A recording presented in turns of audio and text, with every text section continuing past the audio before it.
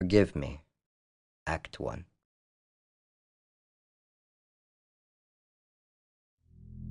The Void. I woke up gasping for air.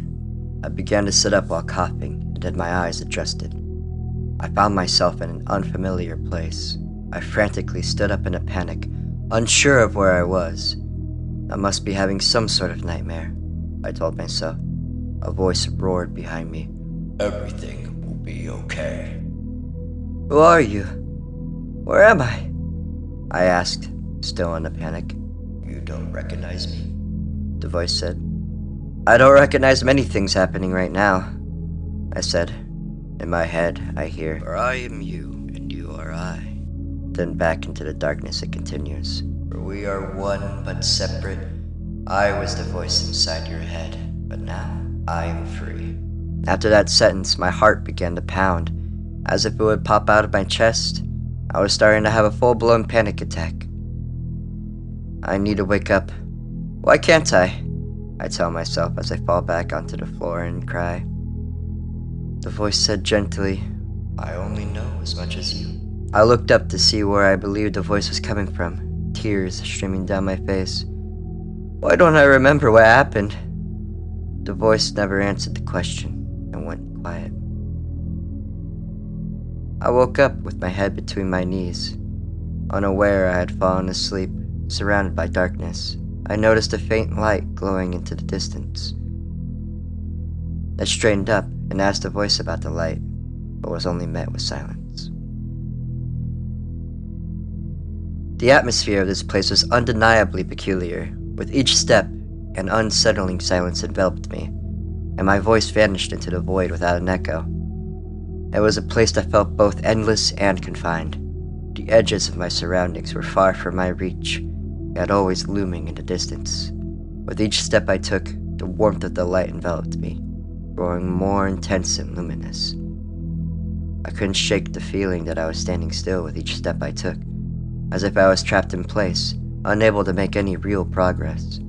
Panic started to consume me, and I began to run, my heart racing furiously. With each frantic step I took, the world around me blurred. Yet the light ahead appeared to hang motionless. I finally sank to my knees, overwhelming fatigue coursing through my body. With each step, a struggle as my lungs burned from the relentless running. Glancing up from the hard floor, I saw the soft glow still hovering in the same spot. Desperation surged within me as I cried out, Why? Why can't I reach the light? Silence fills my ears once again. I lay down on the floor to recuperate myself from all of the running. How did I even get here? What exactly happened? I muttered. I closed my eyes and focused on retracing the moments that led me to this place. As I dig deeper into my memories, a faint image emerges, slowly transforming into a vivid vision that calls for my attention. A loud cry pierced my ears, startling me and breaking my concentration. The voice cried with anguish as it wailed from the darkness. What's happening? What's going on with you? I shouted, my heart racing with concern. The voice fell silent for a moment, the tension hanging thick in the air before finally replying, Please warn me next time you do that. Remembering things brings me pain for some reason. I had a baffled look on my face when it said that, but I did not understand how such a thing could be possible. You're just a voice. How can you even undergo any pain? I uttered, but once again the voice went quiet, leaving me alone. It's funny what the brain can do when under immense stress. I was starting to believe that I was getting closer, that even the warmth was getting more robust with each grueling step. I realized that my mind was only playing tricks on me to create a false sense of hope. Frustration wells up inside me as I look into the distance.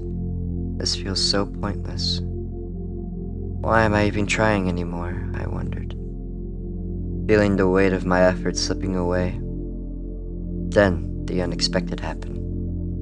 The very light I was chasing faded, and the darkness devoured me. A wave of fear consumed me, my heart racing in my chest, and my breathing became erratic. My legs buckled, and I collapsed onto the floor. I felt completely out of control of my own body. A ray of light emerged behind me, casting a glow in my darkened surroundings. As I turned my head, my gaze landed on an old door. From the jagged cracks, beams of golden light spilled out. I was overwhelmed by the sight of the door. Finally having a way out of this void, the beam of light cascading out seemed to ease me. I rose from the ground, wiping tears off my face. "Where does this lead?" I asked a voice in dismay, to which he replied, "I only know as much as you do." I took a few steps forward and placed my hand on the handle. "It seems like our journey has only begun," the voice proclaimed.